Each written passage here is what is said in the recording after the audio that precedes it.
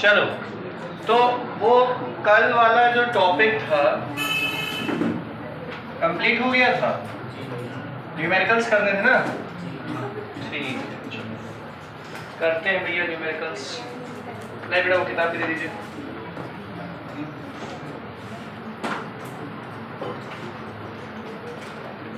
उम्मीद कर रहे हैं कि सबने घर पे पढ़ाई की होगी, अच्छी बात है।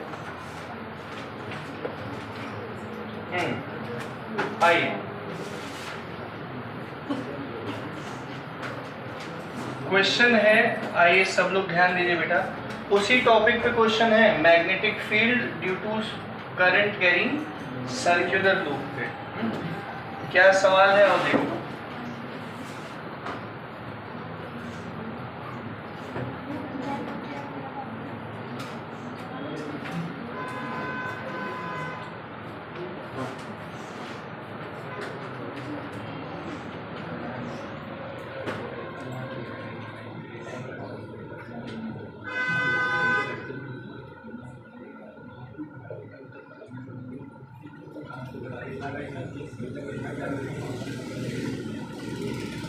चलिए, पहला सवाल है, सेंटर O दिख रहा होगा आप लोगों को।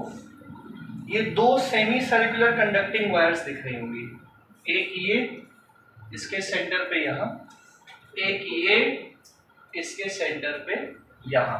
हम लोग को क्या पता करनी है? नेट मैग्नेटिक फील्ड या मैग्नेटिक फील्ड पता करनी है। कैसे पता करें? पहले तो दो मैग्नेटिक फील्ड्स होंगी, है ना? एक मैग्नेटिक फील्ड A1 रेडियस की वजह से और एक मैग्नेटिक फील्ड A2 रेडियस की वजह से। तो मैग्नेटिक फील्ड का क्या फॉर्मूला होगा Aman? Magnetic field due to a circular loop,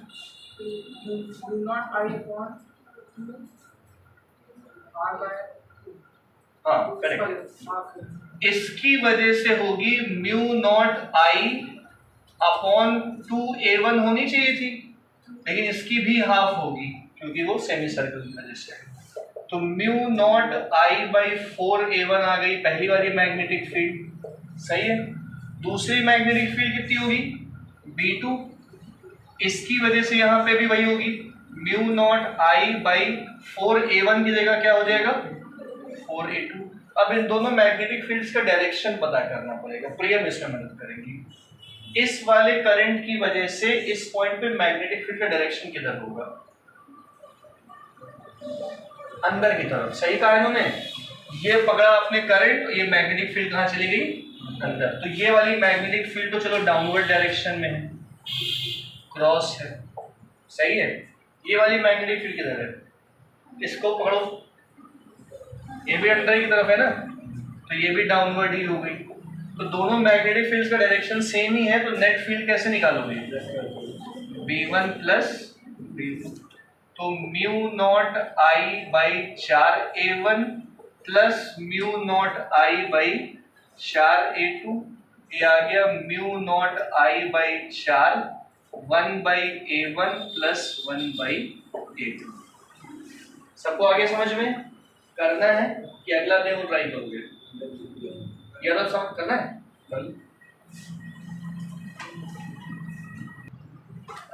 अगला देखो,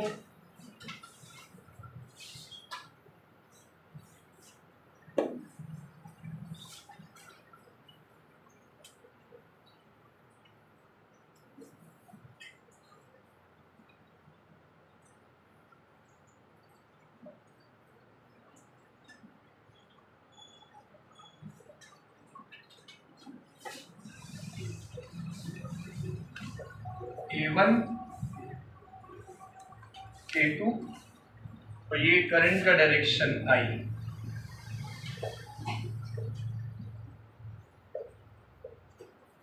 सही है, खुद से करोगे ही बताएं?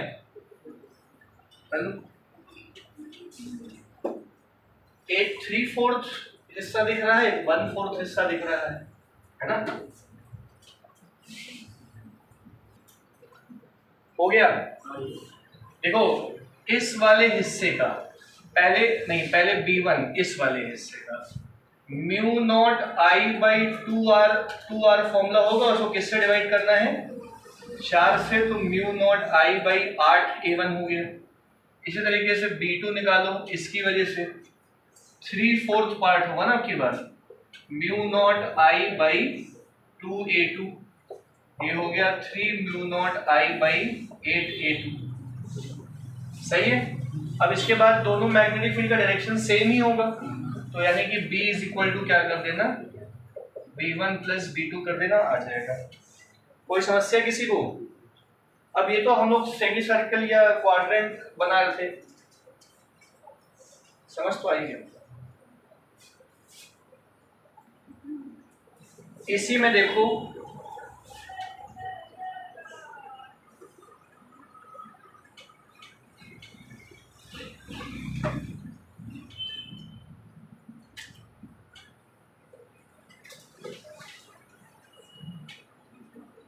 ये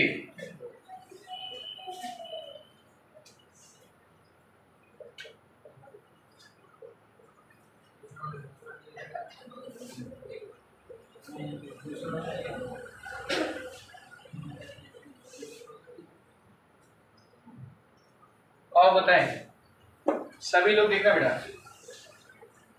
एक स्ट्रेट करंट कैरिंग कंडक्टर है और एक सर्कुलर है। ये बीच में गैप जो है वो बहुत ना के बराबर है, आप ये मान के चलिए, ठीक है। तो हमें इस पॉइंट पे क्या पता करनी है, नेट मैग्नेटिक फील्ड पता करनी है। इस बार जो नेट मैग्नेटिक फील्ड होगी वो दो वजहों से होगी। फिर से कौन कौन सी वजह से होगी? एक स्ट्रेट करंट कैरिंग कंडक्टर की वजह से होगी और एक सेमी सर्कुलर की वजह, सॉरी, एक पूरे सर्कल की वजह से होगी। तो पहले स्ट्रेट करंट कैरिंग कंडक्टर की वजह से पता करते हैं। Sania, magnetic field due to straight current carrying conductor का फॉर्मूला।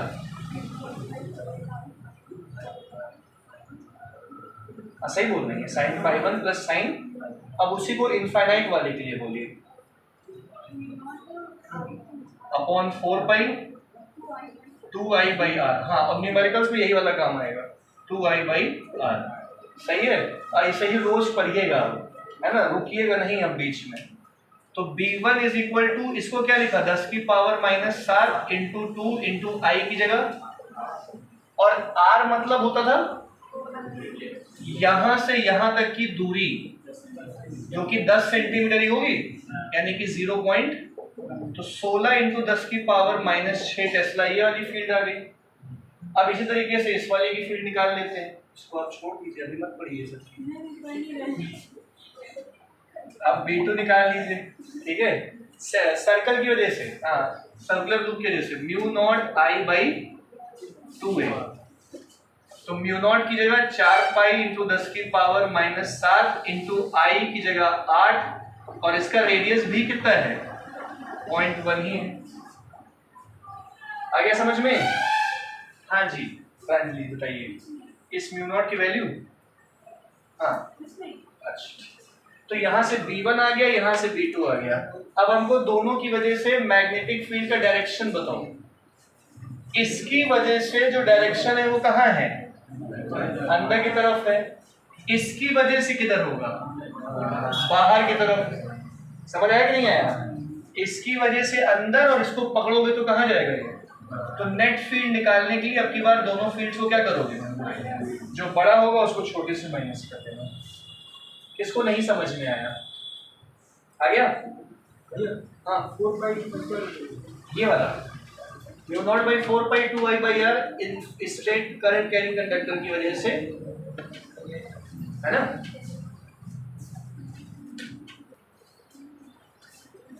ये वाला हटा रहे हैं,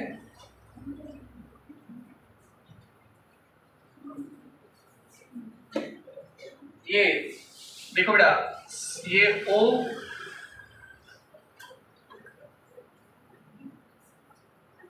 एंगल अल्फा, रेडियस A1,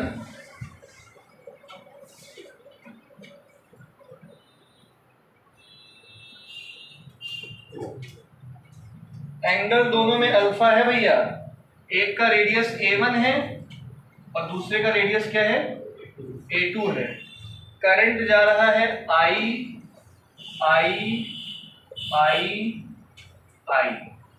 तो अब आप इसको ऐसा समझिए, पहले इसकी वजह से यहां निकालोगे फील्ड, इसकी वजह से निकाल लोगे यहाँ पे फील्ड और डायरेक्शन चेक करके नेट निकाल लोगे।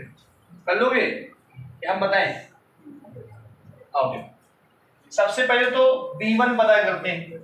तो मैग्नेटिक फील्ड, अच्छा B1 कल कोई फॉर्मूला बताया था डायरेक्ट इसका मैंने, θ/360। पूरा फॉर्मूला बोलिए, क्या बोला था? μ0I/2a into θ/360। ये ड्राइव करवाया था ना कि यूनिटरी मेथड से, यूनिटरी मेथड से। तो μ0I/2 a की जगह पहले क्या लिखोगे? a1 थीटा की जगह अल्फा, और 360 को हम 2 पाई लिखेंगे तो ज्यादा अच्छा लगेगा देखने में। तो ये बन गया μ0I अल्फा अपॉन 4 पाई a1। बोलो ये बात समझ आ गई? ये B1 आ गया। इसी तरीके से क्या निकाल लोगे? B2 निकाल लो। बस फर्क क्या आएगा? a1 की जगह क्या हो जाएगा? तो μ0I अल्फा अपॉन 4 पाई a2। समझ गए? अब दोनों का डायरेक्शन बताओ। इसकी वजह से डायरेक्शन बाहर की तरफ है, करंट ऐसे, डायरेक्शन इधर हो गया, तो इसका डायरेक्शन हो गया अपवर्ड।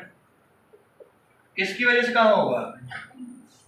अंदर की तरफ है, डाउनवर्ड। तो नेट फील्ड निकालने के लिए कौन सा वाला मैग्नेटिक फील्ड बड़ा होगा? B1 की B2? B1 बड़ा होगा क्योंकि इसका रेडियस छोटा है।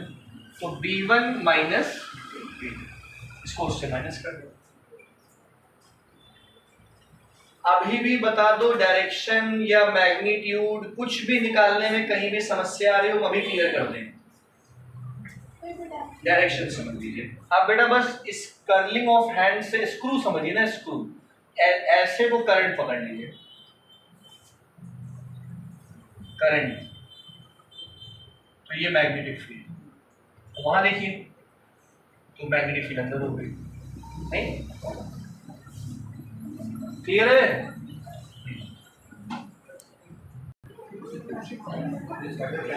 और सोचिए, चला पक्का ना, किसी को नहीं पूछना है? श्योर? ठीक है, टॉपिक डालो अगला। ये हम लोगों ने बायोट-सेवार्ट्स लॉ पढ़ लिया। बायोट-सेवार्ट्स लॉ की कितने एप्लीकेशन पढ़े? 3।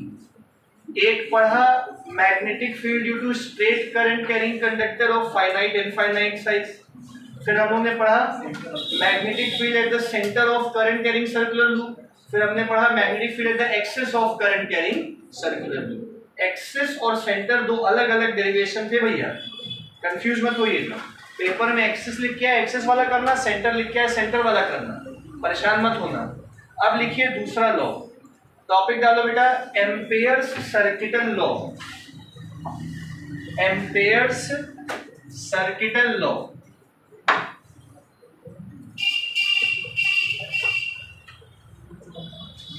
एम्पेयर्स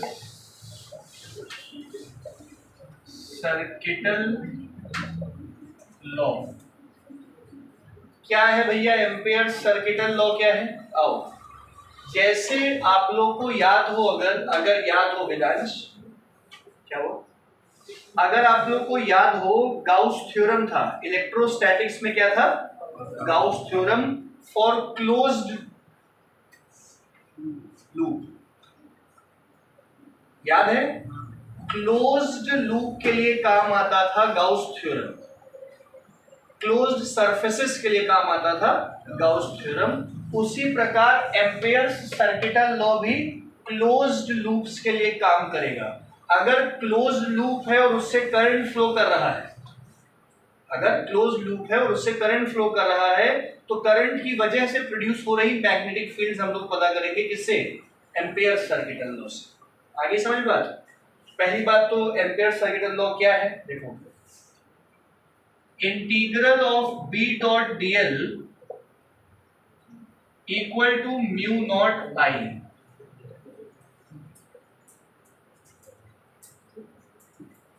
जैसे आपको याद हो गाउस थ्योरम क्या था?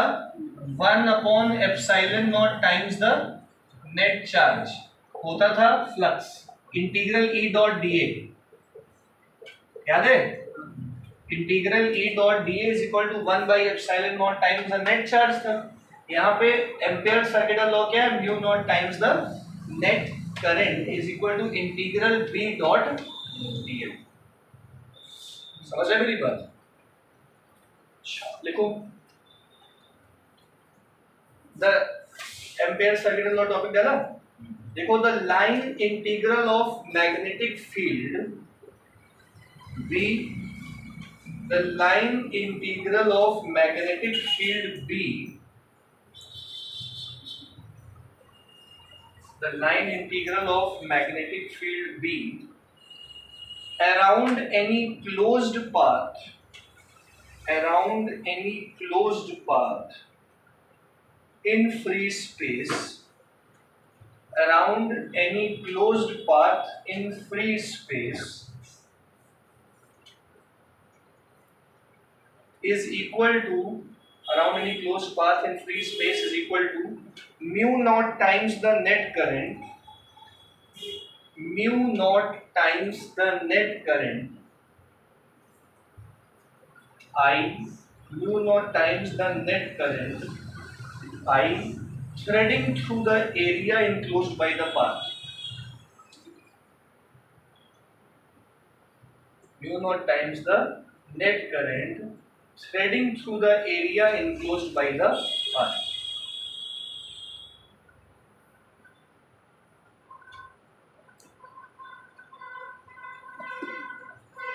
ये ऊपर वाला फॉर्मूला लिख देना,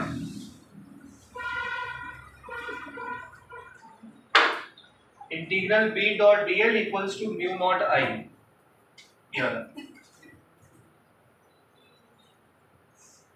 समझ गए?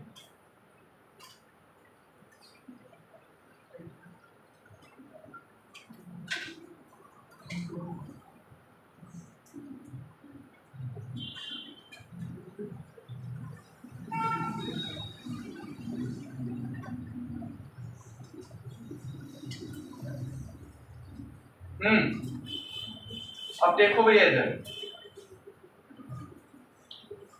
एक चीज नोट करके लिखो, this law is analogous to Gauss law, this law is analogous to Gauss law in electrostatics, this law is analogous to Gauss law in electrostatics.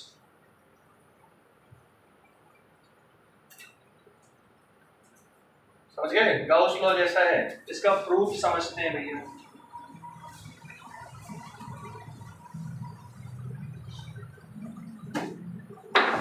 आओ इसका प्रूफ देखो, एक स्ट्रेट करंट कैरिंग कंडक्टर ले लिया, ठीक है, इससे कितना करंट फ्लो करता है, आई करंट फ्लो करता है, सही है। अब इससे कुछ आर डिस्टेंस की दूरी पे ये वो पॉइंट है जहां पे हमें मैग्नेटिक फील्ड पता करनी है, मान लीजिए। तो अगर आपको एम्पेयर सर्किटल लॉ तक पहुंचना है तो इस पॉइंट से पास होने वाला एक क्लोज्ड लूप पहले आप लोग को लेना पड़ेगा। अगर आपको याद हो गाउशियन सरफेस लेकर के इलेक्ट्रिक फील्ड पता करने के लिए, एक क्लोज्ड गाउशियन सरफेस पता कर लेकर के उस पर वो पॉइंट होता था, उस पॉइंट पे गाउस थ्योरम अप्लाई करके हम लोग इलेक्ट्रिक फील्ड पता कर लेते थे। याद है? रिवाइज कर लो चाहो तो वो चैप्टर। अभी आप लोग के एग्जाम्स आ जाएंगे, टेस्ट होने लग जाएंगे, तो एक एक जो पढ़ाते चल रहे हैं वो भी पढ़ते चलो और पिछले चैप्टर क्या करते चलो, रिवाइज करते चलो, वरना सत्यानाश हो ही जाएगा सही में। अब की बार जो नंबर पाए हो उससे भी कम आएंगे अब की बार, अगर रिवीजन नहीं करते हो तो। ठीक है, ये आ गया समझ में? तो हमने क्लोज लूप ले लिया। अब एक स्ट्रेट करंट कैरिंग कंडक्टर की वजह से इस पॉइंट पे आने मैग्नेटिक फील्ड का क्या फॉर्मूला होगा, magnetic field due to straight current carrying conductor at point P, यहां पे आन्या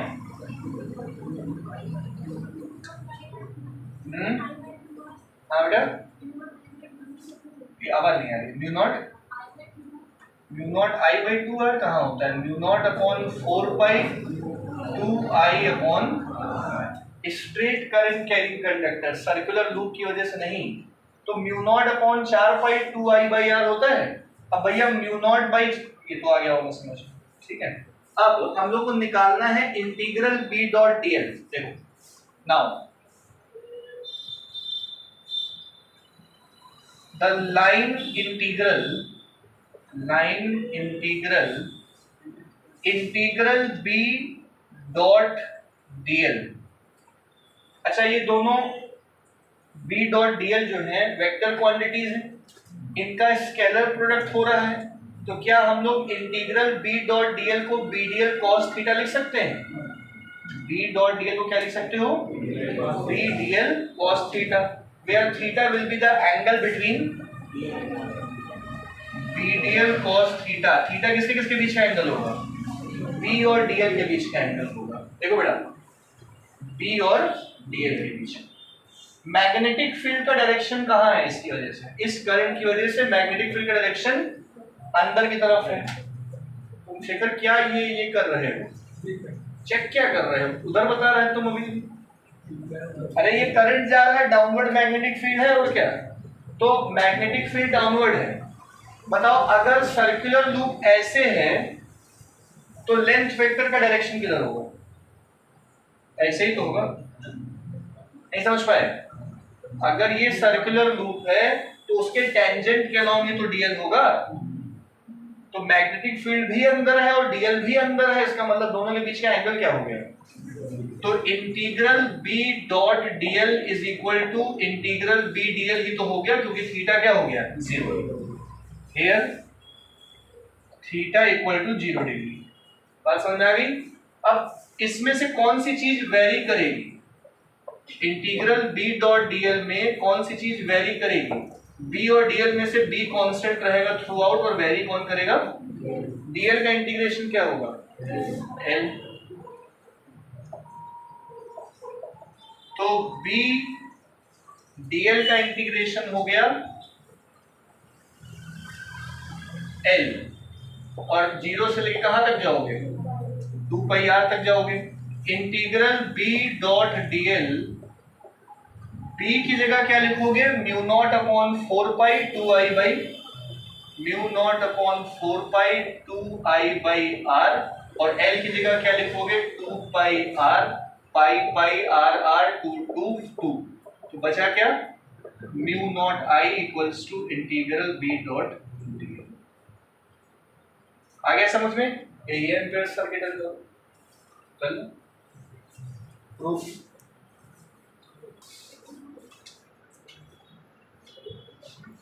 चलो, अभी ये तो एम्पियर सर्किटल लॉ प्रूव हो गया।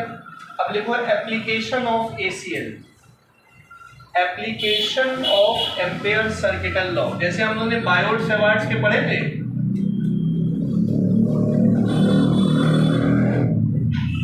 वैसे ही एम्पियर सर्किटल लॉ के हम लोग एप्लीकेशन पढ़ेंगे। इसमें पहला एप्लीकेशन तो वही है जो बीएसएल का था, जो बायोट सेवार्ट्स लॉ का था वही एसीएल का भी है। ठीक है, पहला लिखो magnetic field of a long straight thin wire. Magnetic field of long straight thin wire.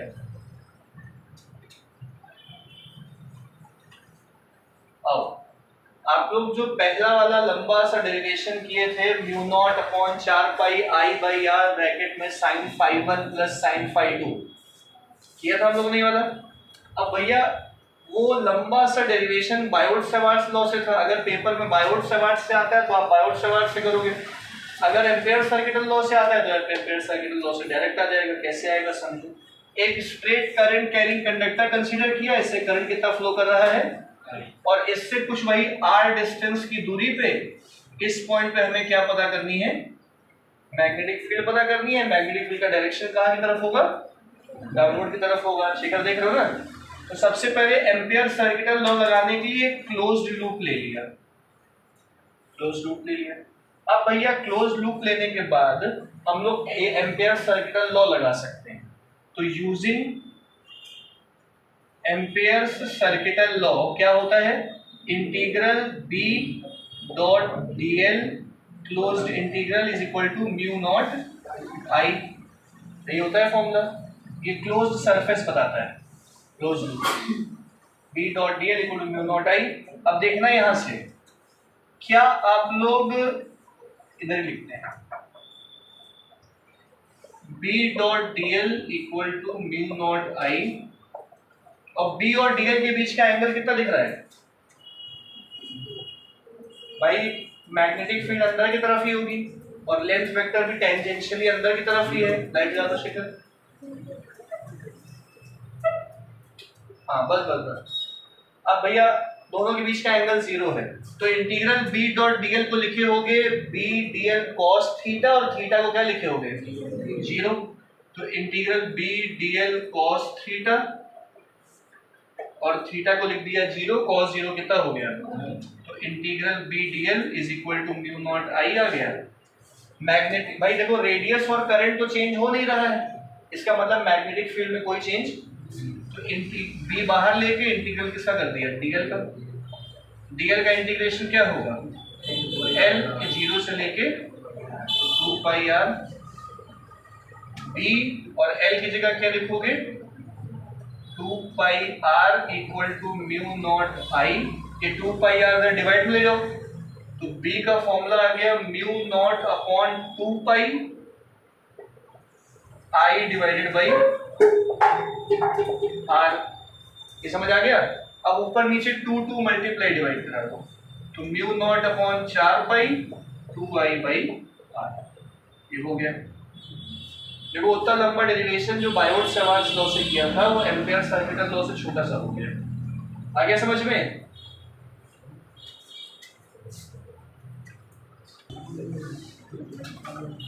अगला टॉपिक डालो, ये पहला एप्लीकेशन हो गया। अच्छा पेपर में ध्यान देना किससे कह रहा है, बीएसएल से बोल रहा है, एसीएल से बोल रहा है। किसी से नहीं बोल रहा है तो एसीएल से कर देना।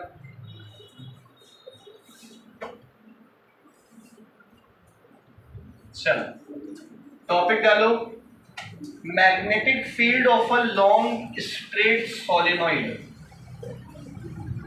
Magnetic field of a long straight solenoid.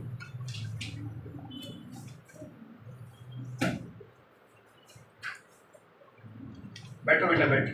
Magnetic field of a long straight solenoid. सबसे पहले तो हमें अखंडा बाबू बताएंगे सोलेनॉइड क्या है। What is solenoid? अखंडा। हाँ शेखर है? Tube line structure, tube like rod like structure. कौन बताएगा सोलेनॉइड क्या है? हाँ बेटा बताइए।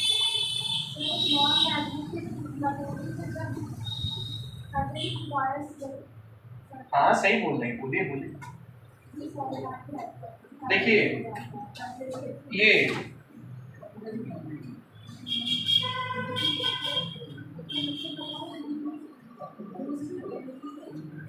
ये सोलिनॉइड है। सुनो बेटा, एक कंडक्टिंग वायर, कॉपर की वायर दे दो, कंडक्टिंग वायर दे दो। एक कंडक्टिंग वायर की लेंथ अगर उसके डायामीटर से बहुत ज्यादा बड़ी हो, अगर एक कंडक्टिंग वायर की लंबाई उस वायर के डायामीटर से क्या हो, बहुत ज्यादा बड़ी हो, तो ऐसे इस केस में इसी चीज को क्या कहा जाता है? सोलिनॉइड। सोलिनॉइड समझ गए? अगर इससे करंट पास कर दिया जाए तो ये मैग्नेटिक फील्ड प्रोड्यूस करेगा। बीच में लोहा वोहा लगा दोगे तो इलेक्ट्रोमैग्नेट बन जाएगा। कुछ ऐसा याद है? मतलब एक long straight wire world around, चाहे किसी के चारों हो चाहे ना हो, कोई दिक्कत नहीं है, लेकिन अगर इससे करंट पास करने से मैग्नेटिक फील्ड अगर प्रोड्यूस हो जाती है तो ये क्या कहलाएगा? सोलिनॉइड। बात समझ में आ गई? अब इसी सोलिनॉइड की वजह से प्रोड्यूस हो रही हमें क्या पता करनी है? मैग्नेटिक फील्ड पता करनी है। तो एक सोलिनॉइड बनाते हैं, ध्यान दीजिएगा। ये चीज ध्यान देना कि करंट ऊपर जाएगा पीछे से नीचे आएगा, ऊपर जाएगा पीछे से कहाँ आएगा, फिर ऊपर नीचे, ऊपर नीचे, ऊपर नीचे। आ रहा है कि नहीं आ रहा है समझ में? ऐसे सोलेनॉइड्स में क्या होता है, एक एंड नॉर्थ पोल बन जाता है और दूसरा एंड क्या बन जाता है, कौन सा एंड नॉर्थ पोल होता है, कौन सा एंड साउथ पोल होता है, ये भी डिसाइड कर लेते हैं। आओ देखो सब, हमने क्या किया, इसके चारों ओर आई शेप्ड बार,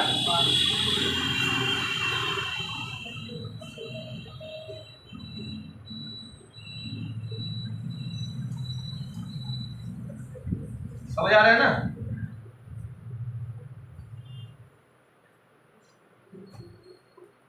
तो ये आगे से हम लोग ने वायर लेके गए, सब लोग देखे गए बेटा, ऊपर से आगे से ले गए, पीछे की तरफ ले गए और लास्ट में जाके आगे से पीछे से निकल गई।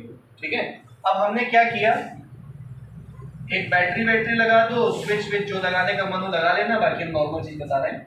यहां से करंट जाएगा, सही है, मान लो आई नॉट करंट गया, हाँ आई करंट गया, समझ आ रहा है। आई करंट जब ऐसे जाएगा, ऐसे ऐसे ऐसे ऐसे ऐसे ऐसे ऐसे ऐसे और पीछे से होते हुए ऐसे निकल के आ जाएगा, सर्किट कंप्लीट हो गया, अपना काम हो गया, करंट फ्लो कर रहा है। अब ये मैग्नेट की तरह बिहेव करेगा। मैग्नेट का एक हिस्सा आपको पता है कि नॉर्थ होता है, दूसरा हिस्सा शिखर बाबू क्या होता है, इधर देखो बेटा, है ना। तो नॉर्थ और साउथ कौन कौन सा होगा शिखर, ये सोचना है बात, कौन कौन सा होगा।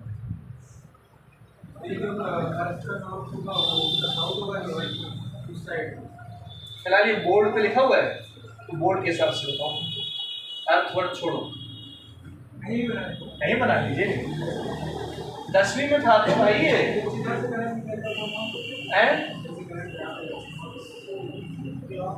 क्लॉक वाइज और एंटी क्लॉक। आओ सब लोग इधर देखो भैया, ये जो एस लिखा है साउथ पोल होता है क्लॉकवाइज के लिए, क्लॉकवाइज मतलब south pole, clockwise current south pole. ये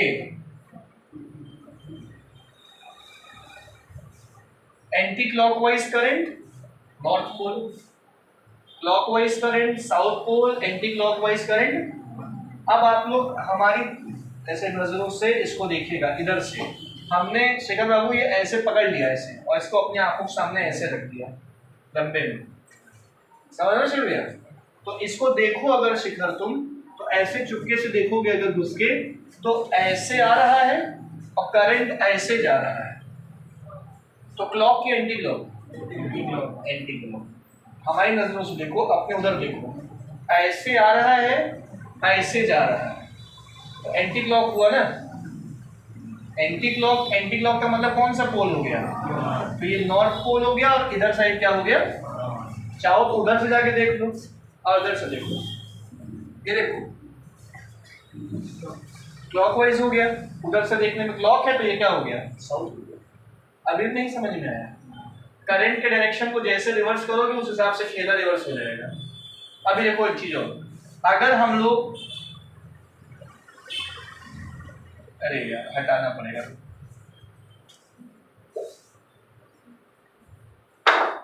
देखो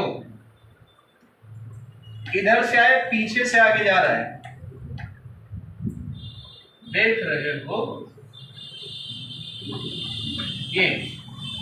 अब की बार करंट उधर से आया, पीछे से आगे आ रहा है, तो इधर से देखने में क्लॉकवाइज, तो क्या हो गया, ये क्या हो गया। कोई समस्या किसी को, हम कहना क्या चाह रहे थे इतनी देर में कि भैया अगर एक सोलेनॉइड एल लेंथ का है, जो कि डायमीटर से उसकी लेंथ बहुत बड़ी है, तो सोलेनॉइड है, करंट पास करोगे उसके चारों ओर क्या प्रोड्यूस होगी, मैग्नेटिक फील्ड। वीडियो बन रही है ना, करंट के बनने कल थोड़ा सा रील डाल दिया, नहीं वो क्या कहते हैं उसको, शॉर्ट डाल दिया, थोड़ा अमरनाथ सुधरे सुधरे लगाई दे रहे, जरूरी था है ये जो शॉर्ट पहने हुए हैं। अरे कल अमन भैया सुने थे ना थोड़ा, तो आज अमन भैया एकदम सीधे साधारण सिंपल मानुस लग रहे हैं, जो पढ़ाई पे फोकस कर रहे हैं, और जवाब भी दिए हैं आज, तो अच्छी बात है। घर जाके लग रहा है पढ़ाई किए खूब जम के, सामने पढ़ाई की घर जाके, बहुत बढ़िया। रोज करना लेकिन पढ़ाई, एक दिन का जोश नहीं फिर कल के करना हाँ वो मत करने लगता है। तो हमने क्या कहा भैया कि जो सोलिनॉइड है उसके चारों ओर मैग्नेटिक फील्ड प्रोड्यूस हुई। अब सोलिनॉइड क्योंकि एक मैग्नेट ही है, मैग्नेट का बिहेव करेगा ना, नॉर्थ एंड है साउथ एंड है, तो नॉर्थ से मैग्नेटिक फील्ड लाइंस निकलेंगी और कहाँ एंटर करेंगी, नॉर्थ से निकलेंगी और साउथ में, और अंदर साउथ से नॉर्थ जाएंगी, है ना। नॉर्थ से निकलेंगी साउथ जाएंगी, नॉर्थ से निकलेंगी साउथ जाएंगी, अंदर साउथ से कहाँ जाएंगी, तो नॉर्थ से साउथ जा रही है बाहर और अंदर जा रही है वो साउथ से, सही है। अब अंदर जो मैग्नेटिक फील्ड होती है वो कमजोर फील्ड एज कंपेयर टू बाहर। बाहर की फील्ड स्ट्रेंथ ज्यादा होती है, अंदर की फील्ड स्ट्रेंथ क्या होती है, लेकिन होती है। अब जैसे जैसे आप दूर जाओगे फील्ड स्ट्रेंथ कम होती चली जाएगी, और दूर आओगे फील्ड स्ट्रेंथ क्या होती चली जाएगी, फील्ड लाइंस पास होंगी तो स्ट्रेंथ मजबूत होगी मैग्नेटिक फील्ड लाइंस की, फील्ड लाइंस दूर दूर होंगी स्ट्रेंथ क्या होती चली जाएगी। अब जैसे जैसे आप मैग्नेट से दूर जाओगे फील्ड लाइन एक दूसरे से दूर होती चली जा रही है, इसका मतलब मैग्नेटिक फील्ड स्ट्रेंथ क्या होती जा रही है, कम होती चली जा रही है। बात समझ में आ रही है, मैग्नेटिक फील्ड स्ट्रेंथ क्या होती जा रही है, क्लियर है। अब अंदर जो मैग्नेटिक फील्ड लाइंस वो देखो एक दूसरे के पैरेलल है, एक मैग्नेट के अंदर, एक सोलिनॉइड के अंदर जो मैग्नेटिक फील्ड लाइंस हैं वो एक दूसरे के क्या है, जो बताता है कि यूनिफॉर्म मैग्नेटिक फील्ड है अंदर, अंदर की मैग्नेटिक फील्ड क्या है, यहां से यहां तक यूनिफॉर्म मैग्नेटिक फील्ड, उतना स्ट्रेंथ नहीं है उनका लेकिन क्या है, यूनिफॉर्म। अब इसी बात को ध्यान में रखते हुए हम आपको एक डायग्राम बना रहे हैं, समझना। ये डॉट क्रॉस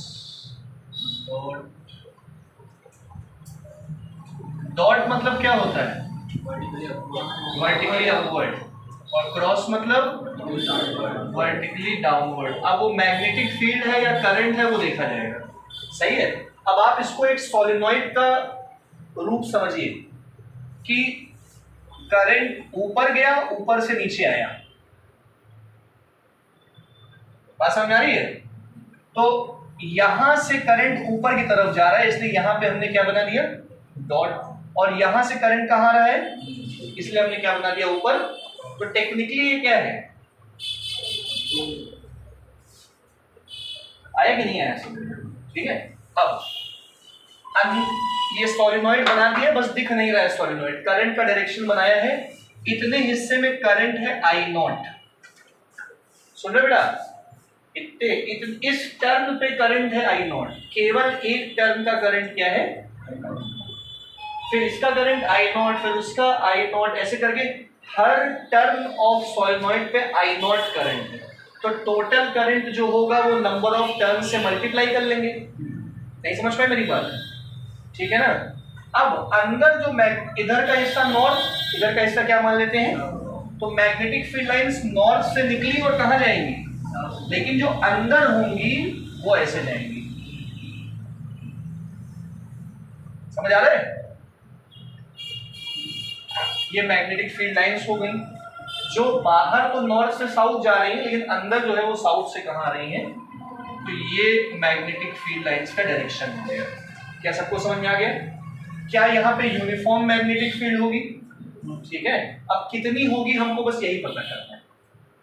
अब डायग्राम क्लियर हो गया है, ये पक्का डायग्राम समझ में आ गया है। अब यहां पे इतने हिस्से में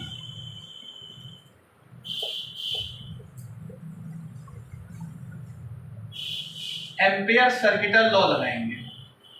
एम्पियर सर्किटल लॉ लगाने के लिए हमको क्लोज्ड लूप कंसीडर करना है, तो पहले closed cross section, closed loop consider करते हैं। ये देखिएगा,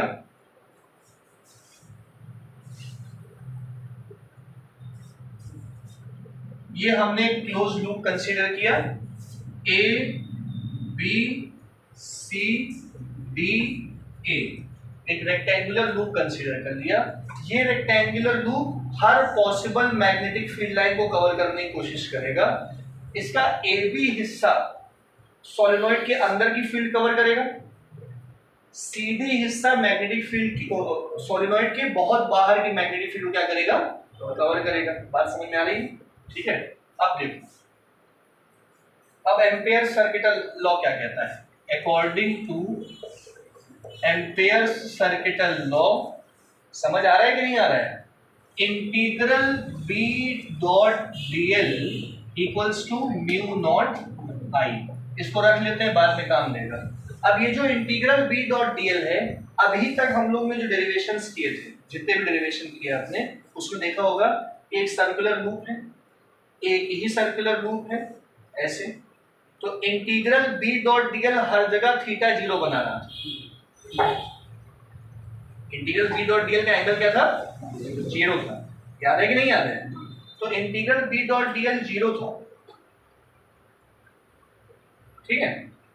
अब यहां पे जो बी डॉट डीएल है, जो लेंथ कंपोनेंट है मैग्नेटिक फील्ड के साथ, वो 4 हिस्सों में बटा है। सही समझना, मैग्नेटिक फील्ड के साथ लेंथ कंपोनेंट कितने हिस्सों में बटा है? कौन कौन से 4 हिस्से हैं? ए बी हिस्सा जो मैग्नेटिक फील्ड के ही डायरेक्शन में है, सीडी हिस्सा भी मैग्नेटिक फील्ड के ही डायरेक्शन में है, लेकिन मैग्नेटिक फील्ड यहां बहुत कम है। बीसी और डीए हिस्सा मैग्नेटिक फील्ड के परपेंडिकुलर है। मतलब ए बी हिस्सा बी डॉट डीएल पे 0 एंगल रखेंगे हम लोग, बीसी और डीए वाले पे एंगल कितना रखेंगे? 90 cos 90 क्या हो जाएगा? और क्योंकि ये सीधी हिस्सा बहुत दूर है, इसलिए उसकी मैग्नेटिक फील्ड बहुत कम है, तो उसको हम ऐसे ही 0 दे देंगे। तो सिर्फ और सिर्फ बी डॉट डीएल को कौन कंट्रीब्यूट करेगा? A B. इसकी लेंथ को हम x मान लेते हैं, इसकी लंबाई को क्या मान लिया हमने? x। बोलो, बात समझ आई? नाउ यही चीज लिख के दिखा दे रहे हैं, integral B dot D L for A B C D, पूरा का पूरा loop will be equal to 4 हिस्सों में। इंटीग्रल ए से B dot D L plus B से C B dot D L plus C से D B dot D L plus D से A B dot DL. सही है। अब आप लोग खुद से समझ जाओगे ये चीज कि बीसी और डीए वाला एंगल कितना डिग्री है। फॉर इंटीग्रल बी से C B dot DL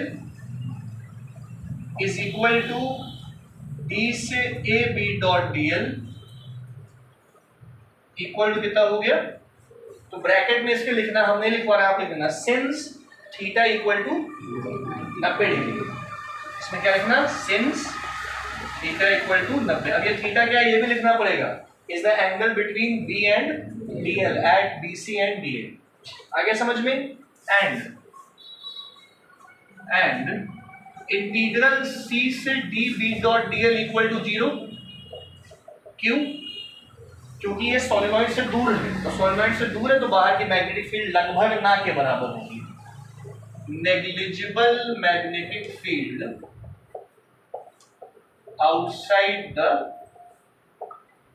solenoid, far away from it, outside the solenoid, far away from it. तो सिर्फ इंटीग्रल बी डॉट डीएल क्या बचा? Therefore integral B dot dl A B C D के लिए सिर्फ किसकी वजह से होगा? ए से बी बी डॉट डीएल, और इसका एंगल कितना है? 0। तो integral A B C D B dot D L is equal to A से B B D L, B DL cos theta, theta equal to 0, क्या बचा? B D L. सही है ना? ए बी सी डी के लिए B dot DL equal to, B बाहर ले लो क्योंकि मैग्नेटिक फील्ड क्या थी? बी बाहर क्यों लिया? क्योंकि magnetic field through out the solenoid inside the solenoid is uniform. तो इंटीग्रल क्या करेंगे? डीएल ए से लेके कहां तक? अब डीएल का इंटीग्रेशन क्या होगा? एल, और एल की जगह क्या लिखोगे? एक्स। ए से बी, अरे वो बी माइनस ए ही होगा, और बी माइनस ए कितना है? एक्स ही तो है। तो डीएल को इंटीग्रेट करके एल लिख देना, और एल की जगह क्या लिख देना? एक्स। नहीं समझ पाए? जगह नहीं बची है तो लिख लो पहले।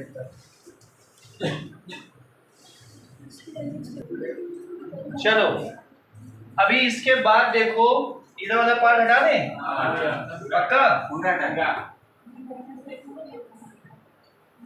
तो integral b dot dl, integral b dot dl ABCD का आ गया b, और dl का इंटीग्रेशन क्या हो गया था l, 0 से लेके x तक।